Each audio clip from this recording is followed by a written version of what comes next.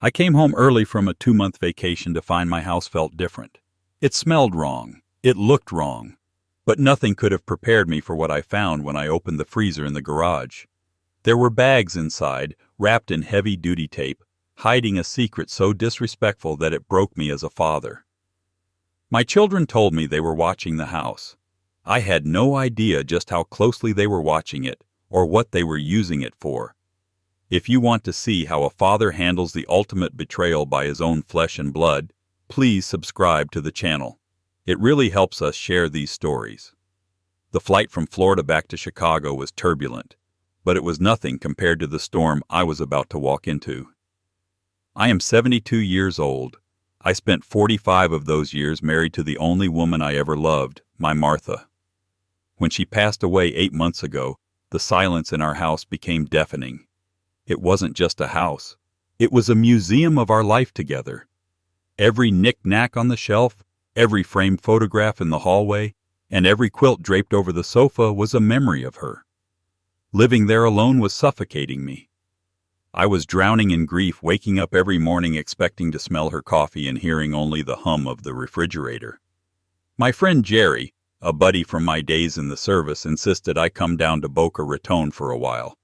He said I needed sun. He said I needed to look at an ocean instead of a grave. My children, David and Sarah, agreed.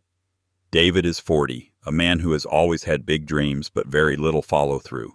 Sarah is 36, sharper than her brother but easily led astray. They both encouraged me to go.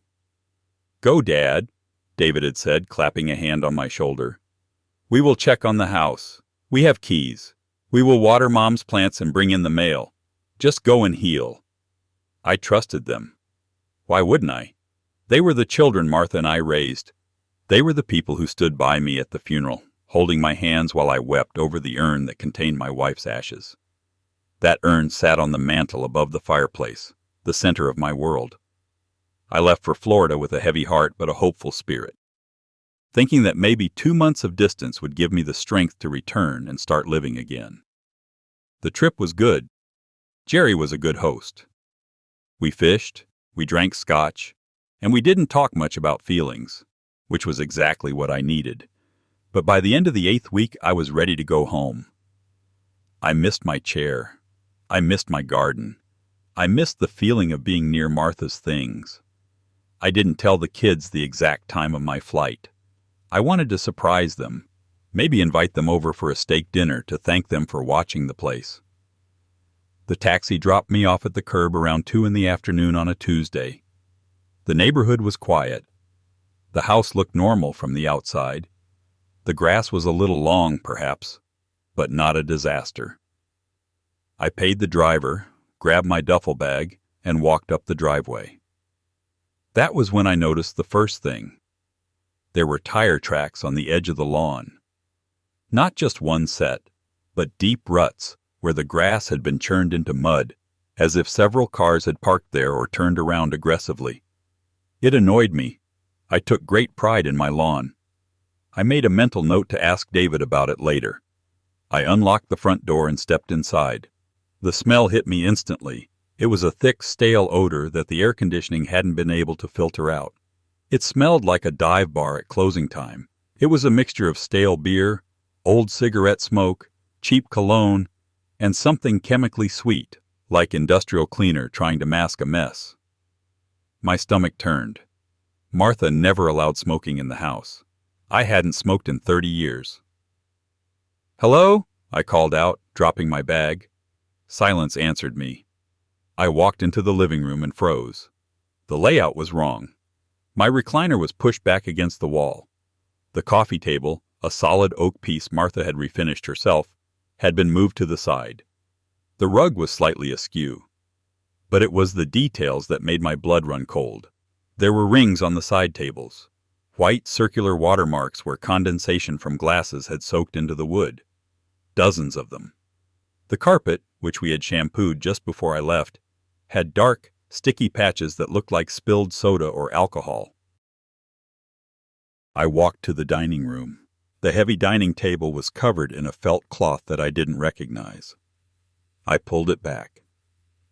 The table underneath was scratched. Deep gouges, as if someone had dragged heavy metal boxes across it. My heart was hammering in my chest. Had I been robbed? But the television was still there. The silver candlesticks were still on the buffet. This wasn't a robbery.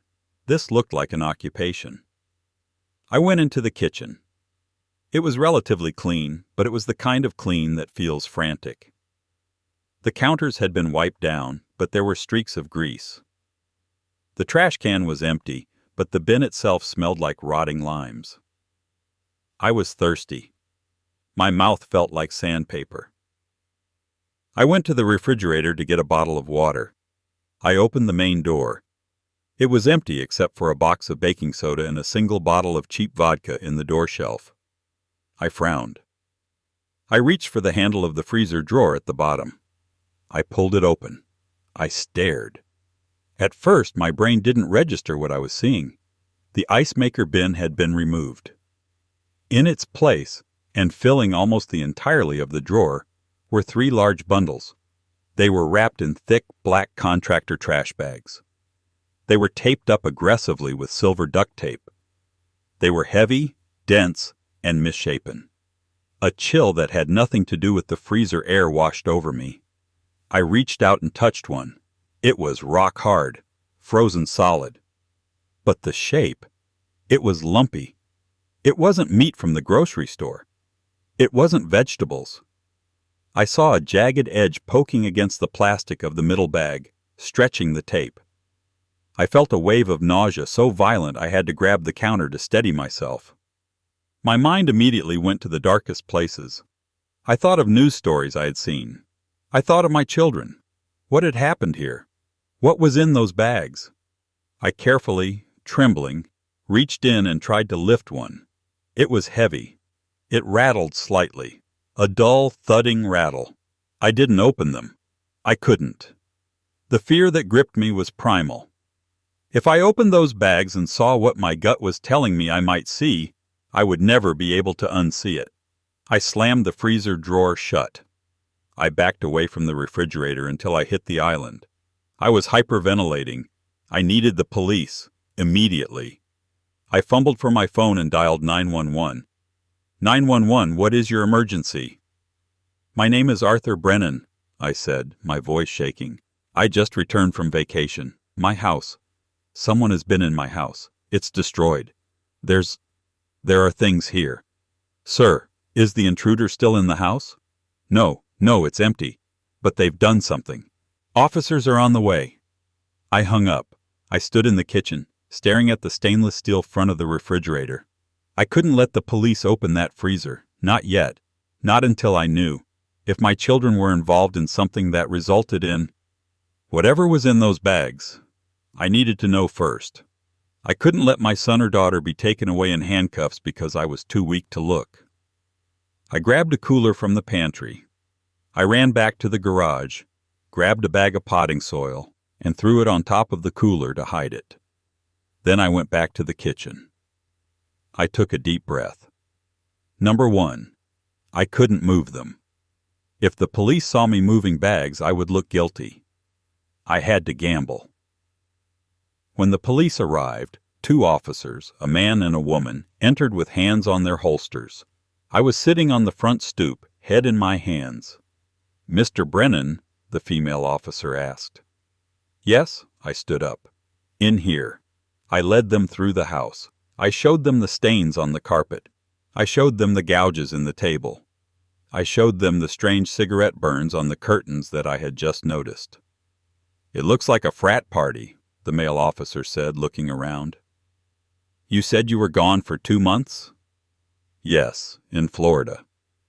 Any signs of forced entry? He asked. Broken windows? Jimmied locks?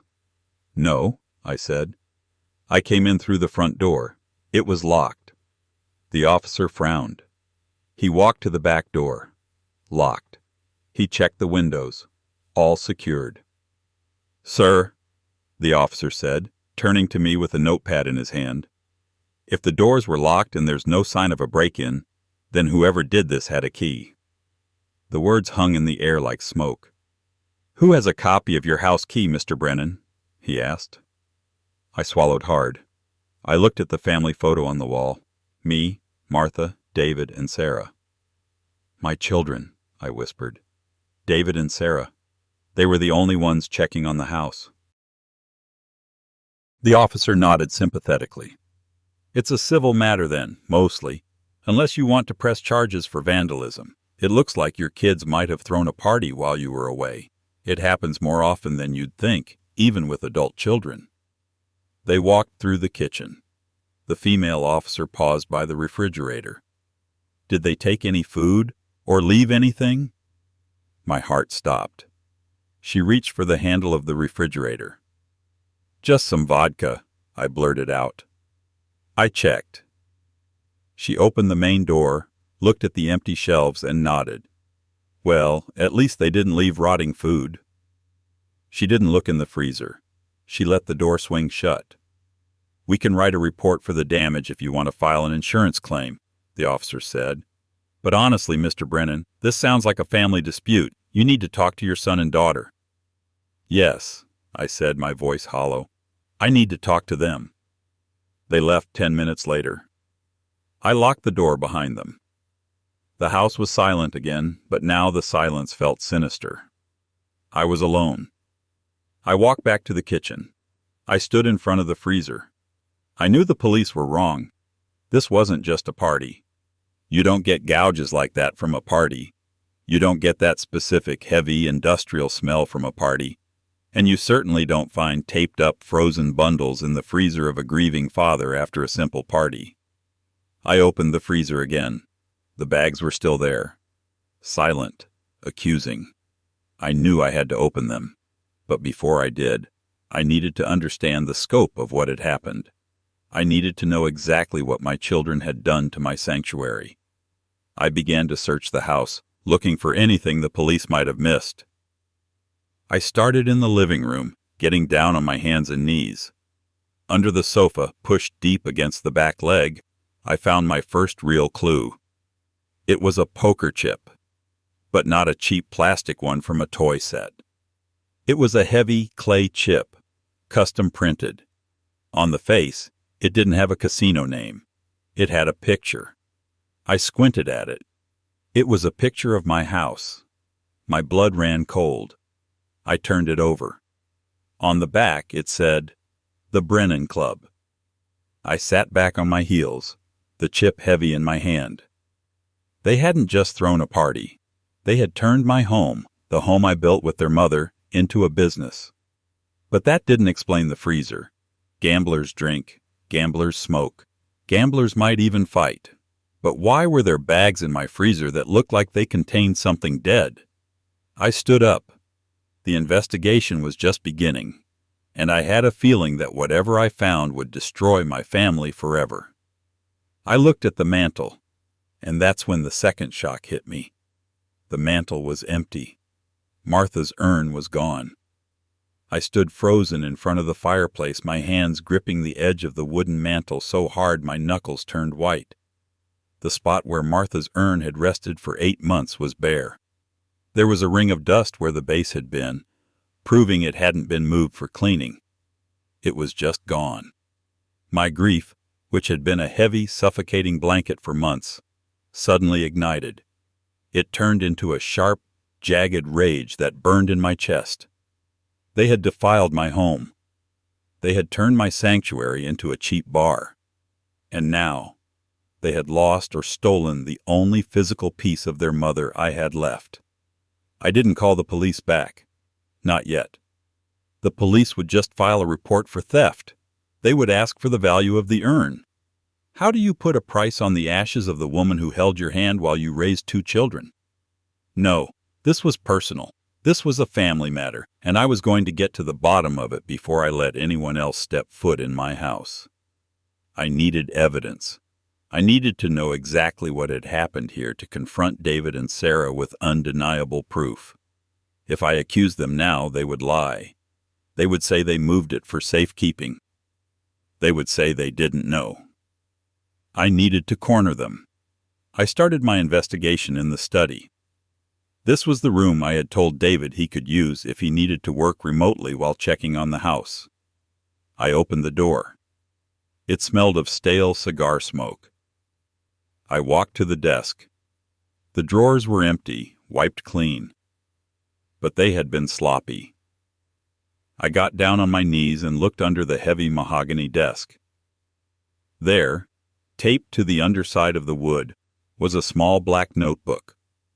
It was a trick David used to do in high school to hide his cigarettes. He never thought I knew about it then, and he evidently didn't think I would check now. I pulled the notebook free and opened it. The first page was titled House Rules. No credit, cash only. Buy-in minimum $500. House takes 5% of every pot. No noise outside. Keep the blinds drawn. My hands shook as I turned the pages. It was a ledger. Dates, names, amounts. Friday night, $4,200 profit. Saturday night, $6,500 profit. There were names of people I recognized from town. Local business owners, a car salesman, even a guy who coached high school football. My son and daughter hadn't just thrown a party. They had turned my home into an illegal underground casino. They had risked my property, my reputation, and their own freedom for a few $1,000s a week. I kept reading. Towards the back of the book, the handwriting changed. It was Sarah's neat script now. April 14th, incident. Drunk patron, Mikey T, got aggressive. Fight in the living room. Table overturned. Damages assessed. April 14th, that was 3 days ago. Cleanup required. Mikey T kicked out. Dad comes home in 3 days. Need to scramble. I closed the book. The gouges in the table, the stains on the carpet, the smell. It all made sense. They had been running a gambling ring, and a fight had broken out. But that still didn't explain the urn, and it didn't explain the freezer. I went back to the kitchen. The house felt hostile now, like a crime scene I was living in. I stared at the stainless steel refrigerator. The ledger mentioned a fight. It mentioned damages. It didn't mention a body, but the timeline matched. The incident happened. They cleaned up frantically, and now there were taped up bags in my freezer. Midpoint rehook. I sat at the kitchen island, the ledger on the counter in front of me, and that is when I saw it. A detail I had missed in my initial panic. Tucked into the back of the ledger was a folded piece of paper. I unfolded it. It was a receipt from a hardware store dated April 15th, the day after the fight. The items purchased were 1 gallon industrial bleach, 1 roll heavy-duty duct tape, 1 box contractor trash bags, 1 hacksaw. I stopped breathing. The air left the room. A hacksaw, bleach, trash bags. I looked at the freezer. The bags inside were lumpy. They were heavy. And they had been put there right after a violent incident involving a drunk patron. My mind raced. Had the fight gone too far?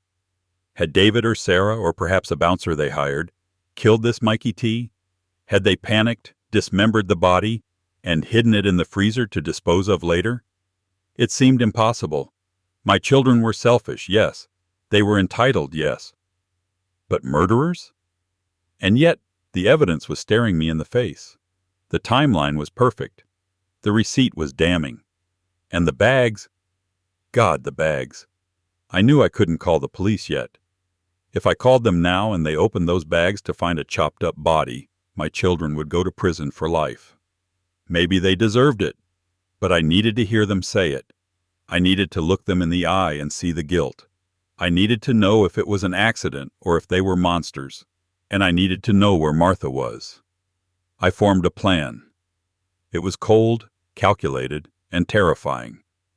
I was going to stage a confrontation that they would never forget. I walked to the freezer. I forced myself to open the drawer again. The cold air rushed out, smelling faintly of the plastic bags. I reached in. I didn't want to touch them, but I had to. I grabbed the cold, hard bundles and pulled them out one by one. They were incredibly heavy. The contents shifted with a dry, clattering sound inside the frozen mass. I placed the 3 bags on the kitchen island. They sat there, black and ominous, sweating as the condensation began to form. I went to the garage and retrieved a tarp. I laid it over the bags to hide them. Then I set the table. Not for a meal, but for a trial. I placed the ledger in the center of the table. I placed the poker chip I had found next to it. I placed the hardware store receipt on top of the ledger. Then I picked up the phone. I dialed David's number. It rang 4 times before he picked up. "Hey, Dad." His voice was too cheerful. "You made it back? We were going to stop by tomorrow to welcome you home." "I'm back, David," I said. My voice was calm, eerily calm. I sounded like the man I used to be in the service, the man who gave orders that meant life or death. "I'm at the house." "Oh, great. How does it look?" "We tidied up as best we could." "It looks lived in," I said. "Listen, I need you and Sarah to come over. Now." "Now?" "Dad, it's Tuesday. Sarah is at work and I brought you something from Florida," I lied. "And I want to talk about the estate. I'm thinking of making some changes to the will, and I want to do it while I'm still fresh from the trip." Silence on the other end. Mentioning the will always got their attention. "Okay," David said, his tone shifting instantly. "I'll call Sarah. We can be there in an hour." "Good," I said. "I'll be waiting in the kitchen." I hung up. I sat in the chair at the head of the table, facing the covered mound on the island. The house was quiet, but my head was screaming. I looked at the spot where the urn should have been. "I'm sorry, Martha," I whispered to the empty room. "I'm so sorry I left you alone with them." The hour passed slowly. The sun began to set, casting long shadows across the kitchen floor. I didn't turn on the lights. I wanted them to walk into the gloom.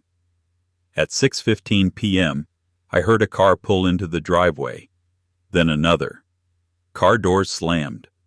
Voices murmured outside. The front door opened. "Dad?" Sarah's voice. High-pitched, nervous. "In the kitchen," I said. David and Sarah walked in. They looked well-dressed, healthy, and completely oblivious to the hell I was currently residing in. David was wearing a polo shirt and khakis. Sarah had a designer bag over her shoulder. They stopped when they saw me sitting in the semi-darkness. They stopped when they saw the items on the table. "Dad, why are the lights off?" David asked, reaching for the switch. "Leave them," I barked. The authority in my voice made his hand drop. "What's going on?" Sarah asked, stepping closer. She looked at the table. She saw the ledger. She saw the receipt. Her face went pale in the twilight. "I found your book, David," I said softly. "The Brennan Club. Clever name." David swallowed. He tried to laugh, but it came out as a choke. "Dad, look, it was just a few poker nights. We didn't hurt anything. We made a little extra cash to help with, property taxes." "Property taxes," I repeated. "And the gouges in the table, the stains on the carpet, the smell of smoke in your mother's curtains?" "We'll pay for a professional cleaning," Sarah said quickly. "We made plenty of money. We can fix it. It's not a big deal." "Not a big deal," I said. I stood up slowly. "And the receipt, the bleach, the hacksaw?" The room went deathly silent. David and Sarah exchanged a look of genuine confusion mixed with terror. "What?" David asked. "What receipt?" "This one," I pointed to the paper. "Dated the day after your incident." "You bought a hacksaw and bleach, David. Why did you need a hacksaw?" We didn't," David stammered. "We had to fix the leg of the table. Mikey broke the table leg. We had to saw it down to glue it back. And the bleach was for the wine stain." "Liar," I hissed. I walked to the island. I grabbed the corner of the tarp. "You didn't just break a table," I said, my voice trembling with rage. "You killed someone, or you found something you couldn't explain, and you put it in my freezer." "Dad, what are you talking about?" Sarah cried out, backing away. "I found them, David," I shouted. "I found the bags." I ripped the tarp off the island, revealing the 3 black tape-wrapped bundles. The silence that followed was absolute. David stared at the bags. Sarah covered her mouth with her hands. "Dad," David whispered, his face draining of all color. "Dad, don't open those." "Why?" I challenged him. "Is it Mikey T? Did you kill him? Did you chop him up in my house?" "No!" Sarah screamed. "No! Oh my God, no!" "Then what is it?" I roared. "What is in my freezer?" David was shaking. Tears were streaming down his face. "We didn't know what to do," he sobbed. "It was an accident. We were drunk. The fight. Things got thrown. We couldn't fix it." "So you hid it?" I walked around the island. I grabbed a kitchen knife from the block. "I'm going to see what you did, and then I'm going to call the police." "Dad, please." David lunged forward, but I pointed the knife at him. He froze. "Stay back," I warned. I turned to the bags. My heart was pounding so hard I thought it would explode. I had to know. I sliced the tape on the middle bag. It was thick, layer after layer. I sawed through the plastic. The bag split open. I braced myself for the sight of human flesh. I braced myself for blood, but there was no blood. Out of the bag spilled a pile of gray, gritty dust, and mixed in with the dust were shards of ceramic, blue and white ceramic. I froze. My brain tried to process what I was seeing. It wasn't flesh. It was ash. At 9 a.m. sharp, I walked into the office of my estate lawyer, Robert. We had been friends for 20 years. When I told him what had happened, he didn't believe me at first. I had to show him the photos I had taken of the bags in the ledger. "I want them out," I told him, my voice flat. "I want the locks changed today. I want a restraining order if possible, but definitely a criminal trespass notice if they set foot on the property. And I want to change the will." Robert took off his glasses and rubbed the bridge of his nose. "Arthur, are you sure? This is drastic. Disinheriting your children is final." "They aren't my children right now," I said. "One is a coward who ran away. The other is a narcissist who cares more about her job than her mother's dignity. Draft it. All of my assets, the house, the savings, everything goes to the local veterans charity. They get nothing. Unless they turn themselves in," I said. I gave them an ultimatum. Confess to the police. Take the punishment. Show me that they understand right from wrong. If they do that, I will support them. I'll help with legal fees. I'll keep them in the will. But if they don't, they are dead to me. I went home. I called a locksmith. By noon, my house was a fortress again. The ledger, the chip, and the receipt were locked in my personal safe. At 2 p.m., my phone rang. It was an unknown number. "Hello? Dad?" It was David. His voice was small, like a child's. "Where are you, David?" I asked. I'm at the station," he said. He sounded terrified. "The police station on 4th Street. I felt a crack in the ice around my heart. "Why are you there?" "Because you were right," he choked out. I couldn't sleep. I drove around all night. Every time I closed my eyes, I saw Mom. I saw the bag. I can't live like this. I'm sitting in the lobby. I'm going to tell them. I'm going to tell them about the gambling, the fight, everything. "Are you alone?" "Sarah wouldn't come," David said. "I called her. She screamed at me. She said I was an idiot. She said if I keep my mouth shut it will all blow over. She said you wouldn't actually call the cops on your own kids." "She's wrong," I said. "I'm proud of you, David. You're doing the hard thing. Sit tight. I'm coming down there." I drove to the station. When I walked in, I saw my son sitting on a plastic bench, his head in his hands. He looked broken. When he saw me, he stood up and hugged me. He smelled like sweat and fear, but he didn't pull away. I sat with him while he gave his statement to the detective. I listened as he confessed to running an illegal gambling operation. I listened as he explained the accident with the urn. He took full responsibility. He didn't try to blame Sarah, though the detective pressed him on who else was involved. David tried to protect her, saying it was mostly his idea, but the ledger I had given the police earlier, yes, I had already handed over a copy, told a different story. Because David confessed, the police were lenient with him regarding the detention. They charged him with running an illegal gambling establishment and destruction of property. It was a felony, but a low-level one. He would face probation, heavy fines, and community service, but likely no prison time since he had no prior record and had surrendered voluntarily. As we walked out of the station, David looked lighter. He was crying, but it was a relief. "I'm sorry, Dad," he said. "I'm so sorry." "I know," I said. "I'll help you with the lawyer, David. You did the right thing." "What about Sarah?" he asked. "Sarah has made her choice," I said grimly. I drove David to his apartment. Then, I went to see my daughter. Sarah lived in a high-rise condo downtown, a place she could barely afford, funded by credit cards and apparently illegal poker games. I didn't call. I just showed up. She opened the door, looking disheveled.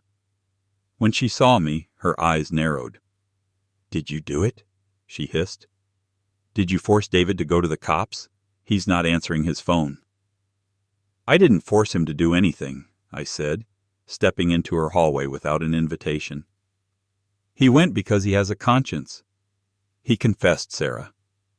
Her face went white. "What did he say? Did he mention me?" "He tried not to," I said. "But the police aren't stupid. They have the ledger. They know you were the banker. They know you managed the money." "You gave them the ledger?" she screamed. "You're my father. You're supposed to protect me." "I am protecting you," I said calmly. "I'm trying to save your soul, Sarah. You desecrated your mother's remains to save your own skin. You have one chance left. Go to the station. Turn yourself in. Corroborate David's story. If you do it now, before they issue the warrant, it will look better for you." She laughed. It was a cold, bitter sound. "You're insane. I have a reputation. I am up for a promotion next month. I am not going to jail because some drunk idiot broke a vase. It was just ashes, Dad. It's carbon. She's dead. She doesn't care." The slap was a reflex. I didn't plan it. My hand connected with her cheek with a sharp crack. It wasn't hard enough to injure her, but the shock of it silenced the room. I had never struck my children in my life. My hand stung. She stared at me, hand to her cheek, eyes wide. "She was your mother," I whispered. "And she loved you more than you will ever understand. But you are right about one thing. She doesn't care anymore, but I do." I reached into my pocket and pulled out my phone. I dialed the detective who was handling David's case. "Detective," I said, holding Sarah's gaze. "This is Arthur Brennan. I'm with my daughter right now. She has refused to surrender. I am willing to provide a full statement regarding her specific role in the operation, including the financial records she kept in her handwriting." "Dad, stop!" Sarah lunged for the phone. I caught her wrist. "Yes, detective," I said. "I'll wait for the officers here." I hung up. I released her wrist. "You can't do this," she sobbed, the anger replaced by panic. "I'm your daughter." "My daughter died when she put her mother in a trash bag," I said. "You were just a criminal who broke into my house." I sat on her sofa and waited. Sarah paced, screamed, begged, and threatened. She told me she would hate me forever. She told me I was a monster. I didn't say a word. I just sat there thinking about Martha and how she used to brush Sarah's hair when she was a little girl. I mourned the living daughter more than the dead wife in that moment. When the police arrived, Sarah tried to compose herself, tried to charm them. But they had the evidence. They had David's confession. They cuffed her. As they led her out, she screamed at me. She called me every name in the book. I watched her go. I didn't follow them to the station. 6 months have passed since that day. The house is quiet again. I had the carpets replaced. I had the table refinished, though I can still see the shadow of the gouges if the light hits it right. It serves as a reminder. David comes over every Sunday. He is working 2 jobs now to pay off his fines and the legal fees. He looks tired, but he looks honest. We are rebuilding our relationship brick by brick. We don't talk about the casino, we talk about baseball. We talk about the garden. Last week, he helped me plant a new rose bush in the backyard. We buried the ashes there, directly in the soil, under the roots of a white rose. No urns this time, just earth to earth. David cried when we did it, and I held him. He is my son again. Sarah is a different story. She pleaded not guilty. She fought it all the way. She lost her job the moment the news hit the local papers. She was convicted of illegal gambling, conspiracy, and evidence tampering. She is currently serving 18 months in a state facility. She writes me letters. They aren't apologies. They are demands for money, for commissary funds, for me to hire a better lawyer for her appeal. She blames me for everything. She says I ruined her life. I don't open them anymore. I mark them "Return to Sender" and put them back in the mailbox. Sometimes, late at night, I sit in my recliner and look at the empty spot on the mantel. I miss Martha terribly. I miss the family we thought we had. But I realized something in Florida, and I confirmed it the day I opened that freezer. You cannot save people who do not want to be saved. You cannot protect someone from their own character. I took revenge, yes. I destroyed my daughter's life, but I didn't do it out of hate. I did it because it was the only way to honor the woman who built this family with me. I cleansed the house. I exposed the rot. And now, finally, the air in my home smells clean again. My grandpa's worst really happened. I believe him. If you want more true tales like this, hit subscribe.